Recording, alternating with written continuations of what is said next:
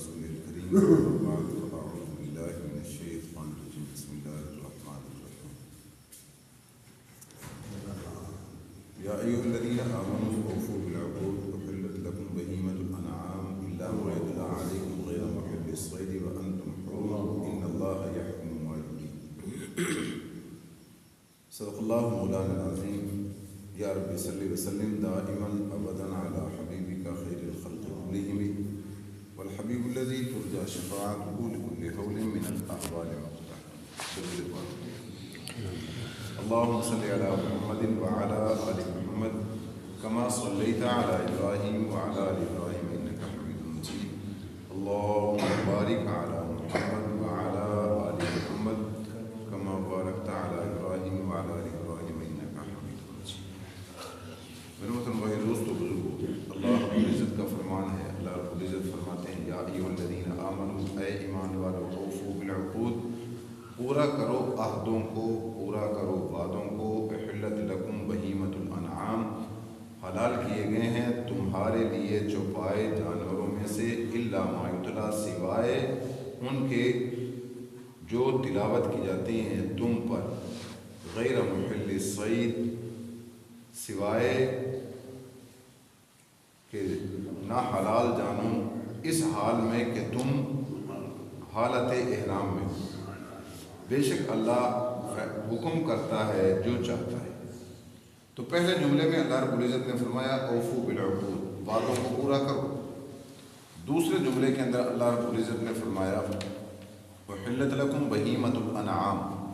کہ اللہ رب العزت نے حلال کیے ہیں تمہارے لیے چوپاؤں میں جانور۔ بہیمہ ان جانوروں کو کہا جاتا ہے جن کو بعض علماء کہتے ہیں کہ ان کے اندر عقل نہیں، تاکہ لوگ ان کی بولی کو عادتاً نہ سمجھ سکیں، اس لیے ان کو کہا جاتا ہے بہیمہ، مبہم، کہ ان کی زبان ایسی ہے جو کسی کو سمجھ نہیں آتی۔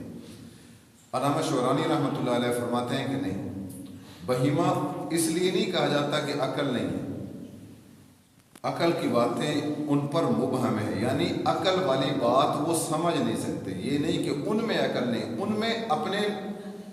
جو ہے فائدے اور نقصان کے مطابق اللہ نے ہر ایک چیز کے اندر عقل رکھی، وہ اپنا نفع نقصان اسی عقل کی بنیاد پر سمجھتے ہیں۔ بلکہ صرف جانور ہی نہیں، اللہ رب العزت نے ہر ایک چیز کے اندر اتنی عقل اور ادراک شعور رکھا ہے جس کی وجہ سے وہ اپنے مالک اور خالق کو پہچانتے ہیں۔ یہی وجہ ہے کہ اللہ رب العزت نے خود ارشاد فرمایا ام من شیء الا عندنا ام من شیء الا یسبح بحمدہ ولکن لا تفقہون تسبیحہ،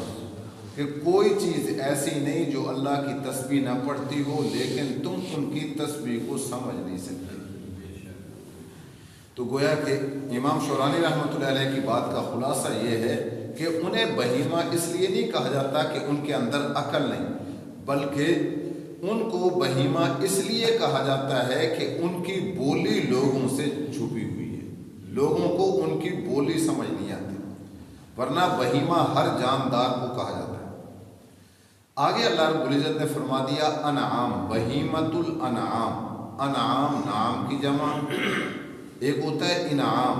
انعام نعمت کی جمع ہے، انعام نام۔ تو فرمایا جانور جیسے اونٹ، گائے، بھینس، بکری، یہ 8 قسم کے جانور اللہ رب العزت نے سورہ انعام کے اندر ذکر فرمایا جن کو حلال کیا، اور صراحتاً جیسے جو ہے اونٹ ہے، گائے ہے، بھیڑ ہے، بکری ہے اور بھینس کو حضرت علی کرم اللہ وجہہ، کیونکہ عرب میں نہ اس وقت تھی نہ اب ہے، تو حضرت علی رضی اللہ عنہ نے جب دیکھا تو دیکھ کر فرمایا کہ یہ گائے کی قسم میں سے، تو اس سے مراد جو ہے اللہ رب العزت نے فرمایا کہ وہ جانور جن کو تم اپنے گھروں میں پالتے ہو۔ انعام بہیمہ عام جانور اور انعام خاص جانور جو گھر کے اندر پالے جاتے ہیں۔ مراد اس آیت سے یہ ہوگا کہ گھریلو جانوروں میں سے 8 قسم کے جانور تمہارے لیے حلال ہیں۔ تو اللہ رب العزت نے فرمایا اور آگے اللہ رب العزت نے فرما دیا اسی آیت مبارکہ کے اندر الا ما یتلی علیکم، مگر وہ جانور جو تم پر آگے تلاوت کیے جائیں گے وہ نہیں ہے حلال، وہ بھی حلال نہیں ہے۔ اور فرمایا کہ یہ بھی حلال نہیں ہے جب تم حالت احرام میں ہو۔ عام دنوں کے اندر یہ حلال ہیں، انہی جانوروں پر کچھ قیدیں لگا دی جائیں تو یہ جانور بھی حرام ہو جاتے ہیں، اور حالت احرام میں جب بندہ آ جائے تو تب بھی ان جانوروں کو جو ہے شکار کے لیے استعمال بھی، تو حالت احرام تو اپنے بندوں پر حلال و حرام کی پابندی کے متعلق اللہ رب العزت نے جملہ ارشاد فرمایا ہے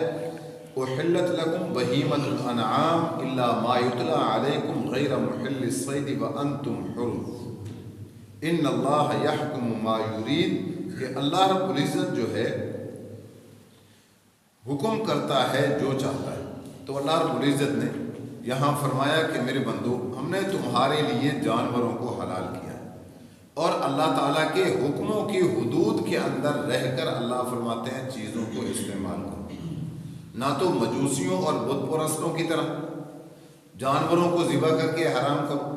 کہ بتوں کے نام پر، آگ کے نام پر۔ اللہ رب العزت نے جیسا کہ فرمایا نا الا ما یتلی علیکم، کہ مگر وہ جو تلاوت کیے جائیں گے تم پر آگے، حالانکہ جانور یہی ہیں، انہی میں سے جانور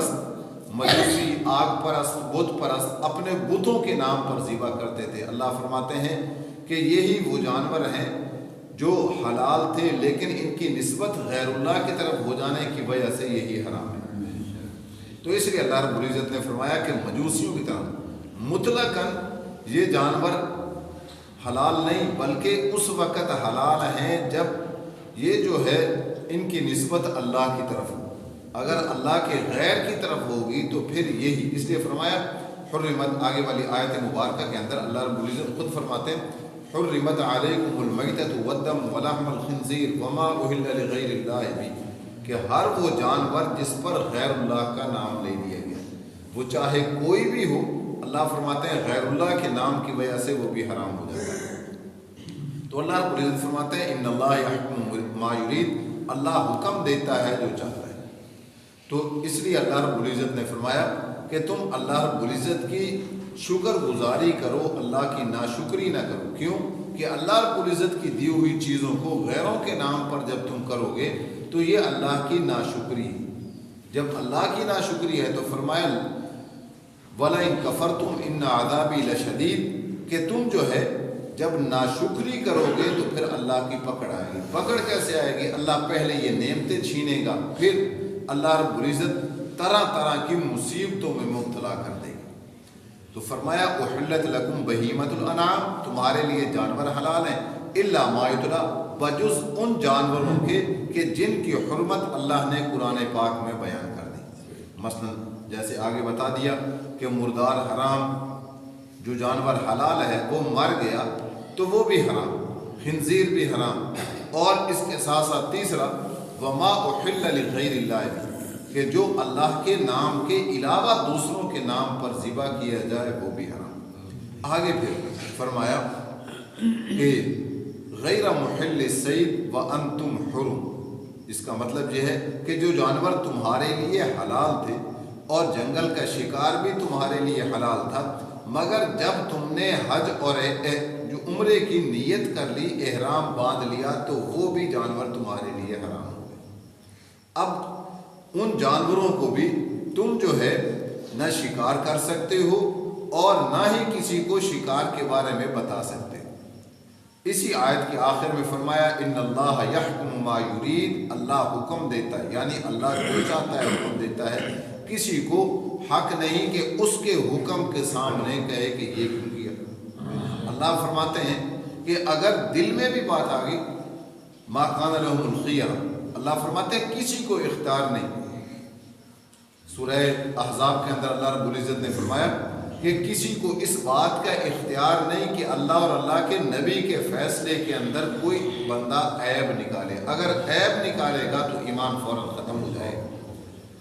تو اللہ رب العزت فرماتے ہیں کہ اس فیصلے کو دل و جان سے مان لینا ایمان ہے، اس پر اعتراض کرنا یہ ایمان نہیں، بے ایمانی اور کفر ہے۔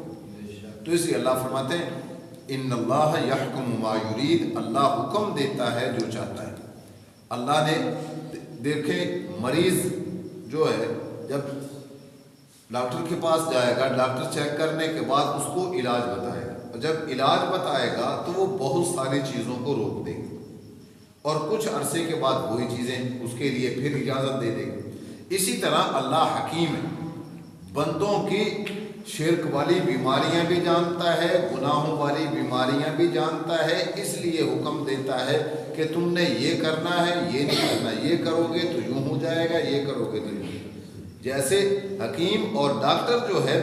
مریض کو پابندیاں لگاتا ہے، اس لیے اللہ اپنے بندوں کے ساتھ محبت کی بنیاد پر حکمت والا معاملہ فرماتے ہیں۔ تو اس لیے اللہ رب العزت نے فرمایا کہ یہ جو مردار ہے، خنزیر ہے، یہ چیزیں ہیں، ان کی نحوست تمہارے دلوں پر پڑے گی، اور جب دل سیاہ ہوں گے تو پھر تمہیں حق بات سمجھ نہیں آئے گی۔ اس لیے جتنے غیر مسلم ہیں وہ جب یہ چیزیں استعمال کرتے ہیں، انہیں لاکھ حق سمجھایا جائے تو انہیں حق سمجھ نہیں آئے گا۔ دیکھیں پیشاب بھی حرام، شراب بھی حرام، پیشاب بھی حرام، اور یہ صرف حرام ہی نہیں، ناپاک بھی ایسے ہے جیسے پیشاب ناپاک ہے۔ اب پیشاب جو ہے مسلمان کو کہا جائے پی،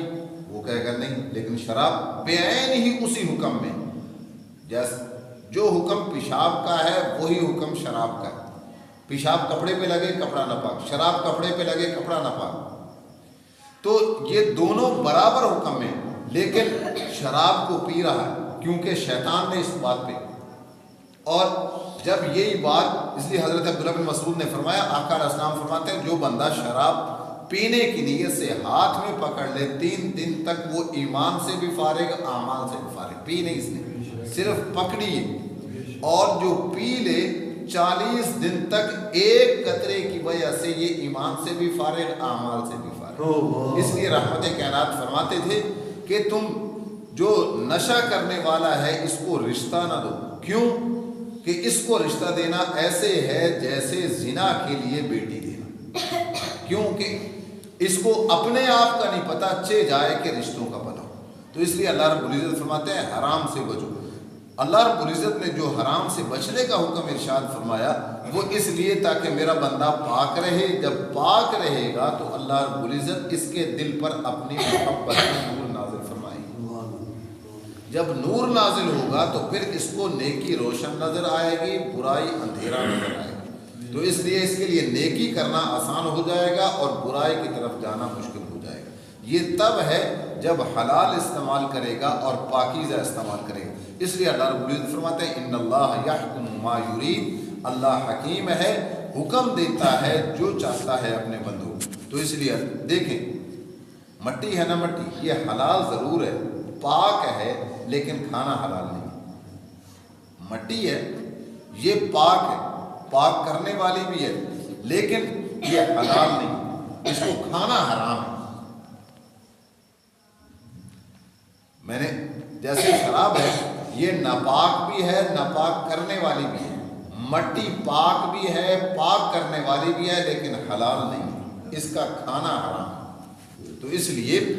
جب ہم جو ہے حرام چیزوں سے بچیں گے تو نتیجے کے اندر اللہ ایمان کو روشن فرمائیں گے، ایمان روشن ہوگا تو اللہ رب العزت جو ہے انسان کو